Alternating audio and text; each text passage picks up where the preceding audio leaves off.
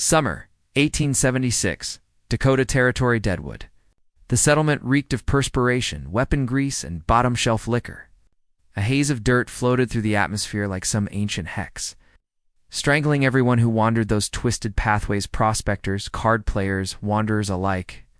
Outside a drinking establishment known as the Brass Mule, on its unsteady wooden stairs, a transaction was taking shape. This wasn't about property, livestock, or precious metal. A human being was about to change hands, standing rigid between her male relative's father and brother was Abigail Turner, known simply as Abby. 23 years had passed since her birth, an age her father declared had already crossed the threshold of marriageability. The sun had darkened her complexion, labor had roughened her grip, and endless toil had stripped away any softness from her frame. In his view, she resembled someone meant for fieldwork rather than matrimony. Yet something burned in her gaze, something unwavering, rebellious, challenging anyone who dared suggest she amounted to nothing. Elias Turner, the man who'd raised her, expelled saliva onto the ground and cleaned his lips. She serves no purpose here. Nobody wants her as a spouse. She brings no marriage payment. She won't produce male heirs. Having one fewer person to sustain is actually a gift. Ow. Clive, her senior sibling, displayed a smug expression. She put in decent effort, provided you can tolerate her defiant words. Her pride exceeds what's beneficial. Standing opposite them was Horace Greevy, proprietor of the saloon, his crimson complexion glistening with moisture and alcohol. He released a harsh laugh, struck his protruding stomach, and extracted a leather coin purse from his garment. The container made a substantial sound in his grasp. Her attitude doesn't concern me. I'll demonstrate what arrogance costs. Take this exceeds her actual value, but I'm feeling charitable. He directed his unpleasant smile toward Abby. Climb into the transport, young woman. Someone's rough grip seized her limb. She produced no screams. Tears refused to fall. She simply met her father's eyes. What she discovered there held no remorse, no second thoughts, merely relief. The gathered crowd mocked and hollered. Miners, intoxicated men, ranch workers all, seeking crude entertainment. Fortune favors you. Horace, wager she improve with some cleaning. Women without value belong either serving drinks or beneath the soil. Abby's teeth ground together. Her interior, a tempest of rage and humiliation. Still, she maintained her posture, determined not to reveal her breaking point. Then movement emerged near the mercantile. A figure advanced, progressing deliberately yet purposefully, resembling a geological formation that had chosen mobility. His leather garments showed wear. A blade for hunting rested at his waist. A satchel, crafted from animal hide, hung heavily across his torso. Thick facial hair covered his jaw, his gaze concealed by a stained hat's brim. Initially, he remained silent, simply advancing through the assembled people until he positioned himself before Horace Greevy. The saloon owner displayed contempt. "What's your business, Boone?" The newcomer deposited his satchel onto the surface. It landed with considerable weight animal pelts, treated hide. The product of a harsh winter's labor. Eventually his words emerged, measured and calm. "If she holds no value for you, I'll accept her. Not for tavern work, not for producing offspring. I'll construct shelter for her. Should she desire it, she may consider it her dwelling." Silence descended upon the crowd. Even Horace showed surprise. Elias Turner sputtered as though he'd consumed broken glass. "You cannot simply—" "I already have," Wayne Boone stated. He shifted his attention to Abby. His gaze, though partially hidden, contained no cruelty, no predatory hunger. They held something unusual. Something she'd never witnessed in any man's expression before consent. His voice lowered. It meant solely for her hearing. "Departure remains your choice, but should you prefer accompanying me, I'll ensure nobody ever treats you as merchandise again." Abby's respiration faltered. Her pulse pounded against her ribs. For the first time that day, she sensed a crack forming in the suffocating pressure surrounding her gradually. She indicated agreement.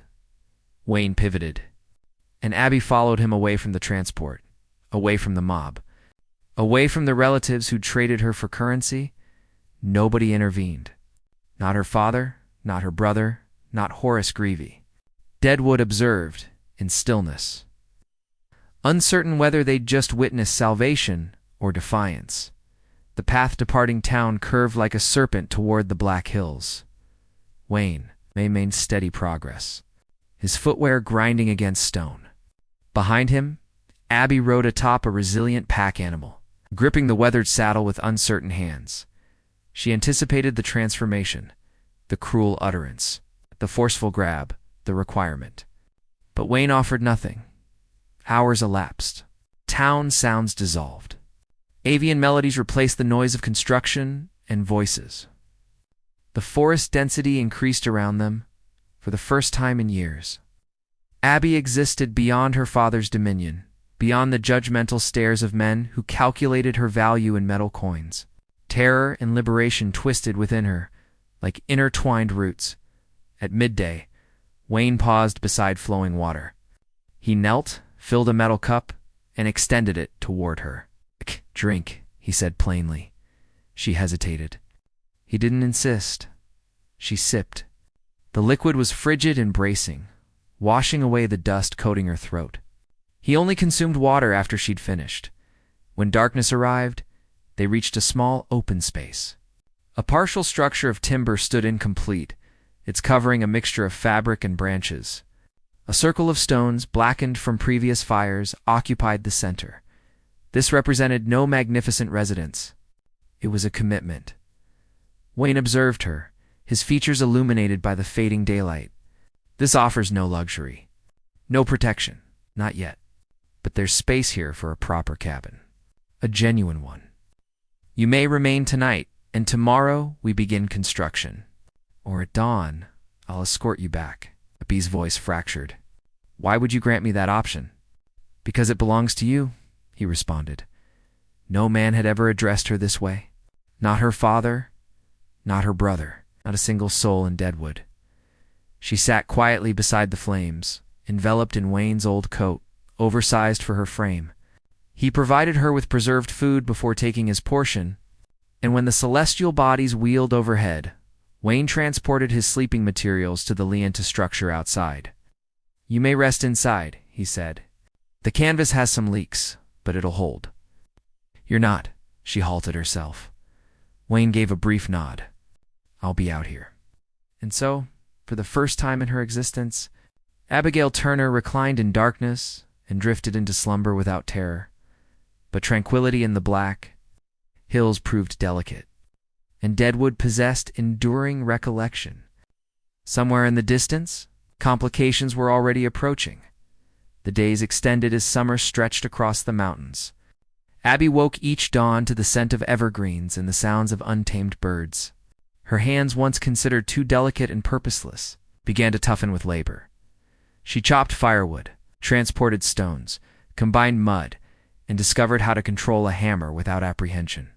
Alongside her, Wayne Boone labored with calm exactness, demonstrating through basic movements how to support beams, how to position logs snugly, how to fill gaps against the elements. Wayne was someone who spoke sparingly, but his quietness never carried malice. He didn't issue commands. He didn't ridicule. He simply worked, and within his stillness. Abby discovered space she'd never experienced. At night, they gathered near the flames. He consistently served her initially, then himself. And when the stars populated the heavens, he transported his sleeping materials outside, granting her the security of the cabin's protection. One evening, as flames danced low, Abby finally inquired, "Have you always resided here in the mountains?" Wayne indicated negatively. "Previously, I practiced carpentry-constructed storage buildings, front porches, burial boxes, possessed a modest home near the waterway." "What occurred?" she asked. He stared into the flames, jaw clenched. "Married. Her name was Leah. She possessed a beautiful voice, adored birds. Lost both her and the boy to cholera.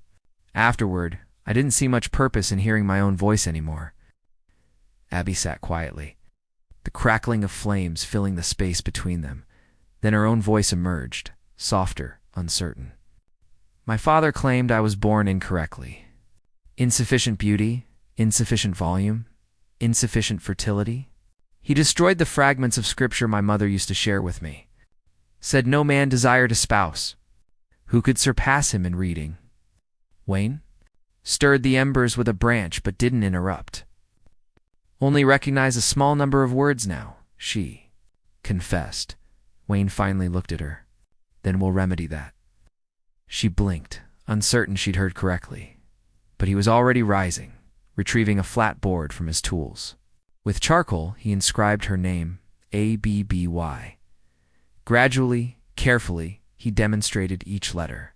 Her fingers trembled as she replicated them, her writing irregular, but hers all the same. She stared at the marks for an extended period, clutching the board to her chest as though it were precious. It was the first thing she'd ever truly possessed with her name upon it. By the third week, the cabin stood with sturdy walls and a roof that prevented rain from entering. Abby planted wildflowers near the entrance, her hands digging into the soil with something resembling joy. For once, she wasn't a liability. She was constructing something that might endure, but happiness doesn't persist long in the West. One afternoon, as the sound of hoofbeats shattered the mountain tranquility, Abby froze. 2 horsemen appeared at the ridge, and her stomach plummeted. It was her father, Elias, and her brother, Clive. Their expressions twisted with contempt, their gazes sharp with ownership. Elias dismounted, his voice saturated with disdain. Well, observe this pathetic place. I knew she'd submerge herself in filth, but didn't anticipate she'd climb a mountain to accomplish it. Wayne descended from the porch, axe in hand, blade positioned low but prepared. You're unwelcome here. She's my daughter, Elias barked. You think you get to dictate terms? She's not your possession, Wayne answered, his voice steady. Clive dismounted his horse, expelled saliva into the dirt, and sneered. She's a liability, a mouth we sustained too long. And now a wealthy prospector in Helena's offering 10 cattle for a wife. We've come to collect. Wayne didn't flinch. If she desires to accompany you, she may. I won't prevent her, Elias smirked. You think she's your wife now? You think you get to pretend domesticity with her? Wayne's eyes didn't waver. I think she's a person. That's more than you ever acknowledged her as. Inside the cabin, Abby's legs trembled, her heart hammering. She could remain concealed. She could allow Wayne to defend her, but deep down, she knew this moment belonged to her. The door creaked open. Abby stepped outside, her chin elevated, her hands marked with dirt from the flowers she'd planted. She looked at her father, then her brother. I'm not accompanying you, she said. Elias blinked, stunned. Pardon me? I said no. Her voice carried clearly across the clearing. I'm not available for purchase. Not anymore. Clive advanced, but Wayne shifted, the axe in his grip steady. He heard her. She made her choice. Elias's face twisted with fury. Ungrateful child. After everything we provided, you sold me, Abby interrupted. Her voice cracked, but didn't falter. You didn't raise me. You tolerated me until you could profit. The words hung in the mountain atmosphere. From the trees, a few trappers and valley residents had gathered, observing. Elias noticed them. His bravado fractured. You'll regret this, child, he expelled. Perhaps, Abby answered, her posture straight, her gaze unflinching, but it'll be my regret. There was an extended pause. Then Elias cursed, mounted his horse, and departed. Clive glared once more at Wayne before following. Their figures diminished into the trees, leaving only silence. Abby exhaled, knees weak, but she remained upright. She had chosen. For the first time in her existence, nobody could remove that from her. The flames crackled as Wayne returned his axe to the porch. He didn't speak. He didn't need to. The mountain had heard her words, and so had he. The mountain transformed to white early that year. Snow adhered to the pines, and the stream froze in locations where Abby used to kneel for water. Wayne hunted each morning, his rifle slung across his shoulder. But winter in the Black Hills proved merciless, and game became scarce. One evening, long after the sun had disappeared, Abby heard the panicked cry of their mule. She rushed outside and discovered Wayne stumbling up the trail, blood saturating his shirt. His face was pale, jaw clenched. "Wayne?" she cried, dragging him inside. "It's not severe," he grunted. "Elk caught me with an antler. Just a graze." But the blood revealed another story. Abby pressed fabric to the wound, her hand shaking, her breath quick and uneven. For days, Wayne could barely move. He leaned on a carved stick just to travel from the bed to the fire. Abby became the cabin's strength. She split wood until blisters destroyed her palms. She hauled water from the stream, repaired clothes, kept the fire alive. She cleaned his wound and sat beside him at night, reading from the handful of words Wayne had taught her. The villagers whispered that she would perish up there with him. But Abby didn't leave. One night, as wind howled outside, she stitched a bandage with trembling fingers. Wayne studied her face, pale with exhaustion, but unbroken. "You're stronger than this entire mountain," he murmured. She blinked, tears forming. "Why? I've witnessed storms split trees in half, but not you." Her head dropped, shoulders shaking with quiet sobs. For the first time in her existence, someone had called her strong. Wayne reached out, his hand closing gently over hers. The flames burned steady between them, warming more than just the space. By spring, Wayne could walk again. The snow melted, streams ran full, and green buds spread across the hills. The cabin stood solid, flowers blooming near the steps Abby had planted the summer before. One afternoon, 3 riders came, prospectors from the south. Their leader, Dilwale, tipped his hat and offered Abby a folded paper. "We've got a claim down in town. Need someone who can read receipts and keep ledgers? Pays fair, roof over your head. You'd be the first woman hired for intelligence, not just—" He trailed off. Abby's chest tightened. A real job. A chance to stand independently, free from debt, free from dependence. That night, she sat by the fire, staring at the offer. Wayne carved cedar in silence. At last, he set down the wood and placed something beside her, a small, hand-carved map. "If you want to go," he said, "this will take you down." "Easiest trail after snowmelt?" Abby stared. "And if I don't want to go, keep it anyway, so you'll always know the way back." "Wayne, aren't you going to stop me? Say something." His eyes softened. "You're not mine to keep. That's the point." 2 mornings later, Abby stood at the trail as the wagon rattled closer. Dilwale waved. "You ready, miss?" She clutched the carved map in one hand, the offer in the other.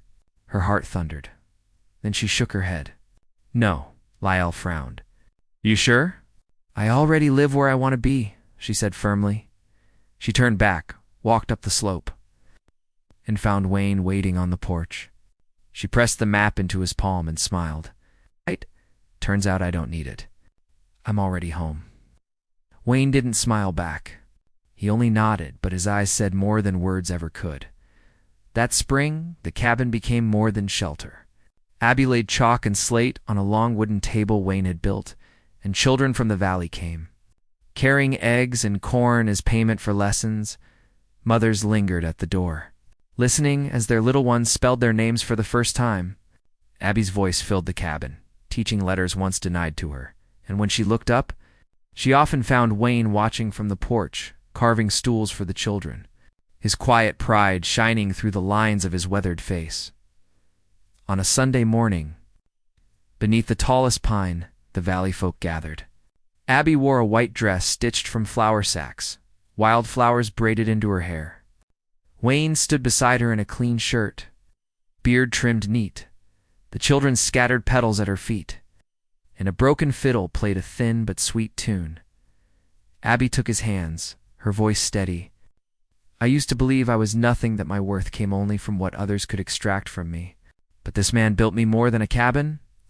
He gave me a place to stand, a name to carry, a life of my own choosing." Wayne's voice cracked as he answered. "I've built many things in my life, barns, coffins, porches, but nothing was ever complete until her. Today I call her my wife, not because she's mine, but because she made this place a home. The crowd cheered, children clapped, and when Wayne slipped the hand-carved wooden ring onto Abby's finger, the forest itself seemed to still in reverence. That night, the cabin glowed with firelight. Children whispered the alphabet at the long table. Chickens clucked softly under the porch. Abby wrote lesson plans by candlelight while Wayne carved shelves for their growing home. Outside, the stars burned over the black hills. Inside, Abby smiled through tears. After a lifetime of being called useless, she was finally something more: wife, teacher, builder, and free.